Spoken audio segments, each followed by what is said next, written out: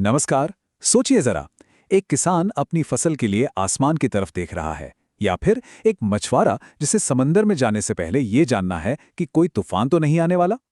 भारत में करोड़ों लोगों के लिए मौसम का हाल जानना सिर्फ एक जानकारी नहीं है, ये तो उनकी जिंदगी और रोज रोटी का सवाल है। तो चलिए आज उन सिस्टम्स के पीछे की कहानी जानते हैं जो भारत की इस जीवन रेखा यानी मॉनसून की भविष्यवाणी करते हैं। तो सवाल ये है कि भारत अपने मॉनसून का अनुमान लगाता कैसे है। देखिए, ये कोई मामूली सवाल नहीं है। ये भारत की अर्थव्यवस्था, खेती-बाड़ी और हमारी रोजमर्रा की जिंदगी, इन सब की रीढ़ है। तो चलिए पता लगाते हैं कि इस विशाल और जरूरी पहेली को कौन और कैसे सुलझाता है। इस पूरी कहानी का जो हीरो है वो है भारतीय मौसम विज्ञान विभाग यानी आईएमडी। और ये कोई नई संस्था नहीं है। पिछले 150 सालों से ये भारत के आसमान पर लगातार नजर रखे हुए हैं, देश की रक्षा कर रही है। आईएमडी का ये सफर शुरू हुआ था 1875 में कोलकाता से। फिर समय के साथ इसका हेडक्वार्टर शिमला गया, उसके बाद पुणे और आखिरकार 1944 में दिल्ली में सेटल हो गया। और ये जो हेडक्वार्टर्स बदले वो सिर्फ जगह बदलना नहीं था, असल में ये दिखाता है कि भारत के लिए मौसम विज्ञान की अहमियत वक्त के साथ कितनी बढ़ती जा रही थी। लेकिन ऐसा नहीं है कि आईएमडी का सारा काम सिर्फ दिल्ली से ही होता है। इसका नेटवर्क तो पूरे देश में एक जाल की तरह फैला हुआ है। दिल्ली के मेन हेडक्वार्टर के साथ साथ 6 बड़े रीजनल सेंटर्स हैं, मुंबई से लेकर गुवाहाटी तक, जो ये पक्का करते हैं कि देश के कोने कोने तक मौसम की सही जानकारी सही टाइम पर पहुंच जाए। अच्छा, ज्यादातर लोगों को लगता है कि आईएमडी का काम बस ये बताना है कि बारिश होगी या नहीं, पर ऐसा बिल्कुल नहीं है। इसका काम इससे कहीं ज्यादा बड़ा है। ये सिर्फ किसानों या एयरलाइंस को जानकारी नहीं देता, बल्कि चक्रवात जैसी खतरनाक आपदाओं की पहले से चेतावनी देकर लाखों जानें भी बचाता है। और इतना ही नहीं, ये धरती के नीचे की हलचल मतलब भूकंपों पर भी नजर रखता है। लेकिन देखिए, जैसे जैसे वक्त बदला, टेक्नोलॉजी भी बदली और मौसम की भविष्यवाणी को और भी बिल्कुल सटीक बनाने की जरूरत महसूस होने लगी। और बस इसी जरूरत से जन्म हुआ भारत के नेशनल मॉनसून मिशन यानी एनएमएम का। अब ये एक बहुत बड़ा टेक्निकल चेंज था। इसे ऐसे समझिए, पहले क्या होता था, पिछले 100 सालों के डेटा को देखकर अंदाजा लगाया जाता था कि अगला पैटर्न क्या होगा। लेकिन एनएमएम का जो नया डायनामिक मॉडल है, वो तो समझ लीजिए कि मौसम का एक लाइव 3D सिमुलेशन चलाता है।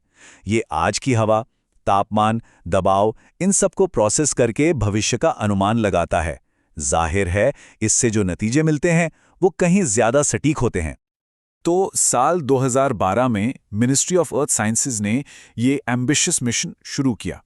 400 करोड़ रुपए के शुरुआती बजट के साथ इसका लक्ष्य बिल्कुल साफ था, मॉनसून की भविष्यवाणी के मामले में भारत को दुनिया के टॉप देशों में शामिल करना। इस मिशन को कामयाब बनाने के लिए टीम वर्क बहुत जरूरी था। पुणे का आईआईटीएम पूरे सीजन के पूर्वानुमान पर काम करता है, मतलब इस साल मॉनसून कैसा रहेगा, इस तरह की बातें।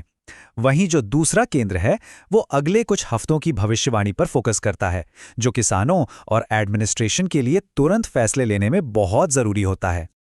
चलिए, तो अब तक जो भी बात हुई है उसे फटाफट एक बार रिवाइज कर लेते हैं। ये कुछ मेन पॉइंट्स हैं जो पूरी कहानी को समराइज करते हैं। आईएमडी की ऐतिहासिक शुरुआत से लेकर एनएम की मॉडर्न टेक्नोलॉजी और उसके जो मुख्य संस्थान हैं, वो सारी जरूरी जानकारी यहाँ एक ही जगह पर है। तो अब बारी है एक छोटे से क्विज की। चलिए देखते हैं कि अभी तक की बातों में से कितना कुछ याद रहा।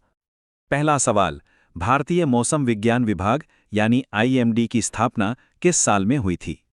सवाल नंबर 2, 1944 से आईएमडी का फाइनल हेडक्वार्टर कौन सा शहर है?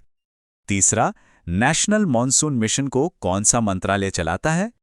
चौथा सवाल है, एनएमएम ने किस नई और एडवांस पूर्वानुमान तकनीक पर फोकस किया? पांचवां, पूरे सीजन के मॉनसून पूर्वानुमान की जिम्मेदारी किस संस्थान की है?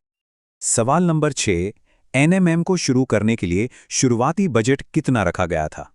सातवां सवाल, पूरे भारत में आईएमडी के कितने रीजनल सेंटर्स काम करते हैं? आठवां, मौसम के पूर्वानुमान के अलावा आईएमडी का एक और महत्वपूर्ण काम क्या है? नौवां सवाल, नेशनल मॉनसून मिशन को किस साल में लॉन्च किया गया? और आखिरी सवाल, ये केंद्र कितने दिनों पहले तक का पूर्वानुमान देता है?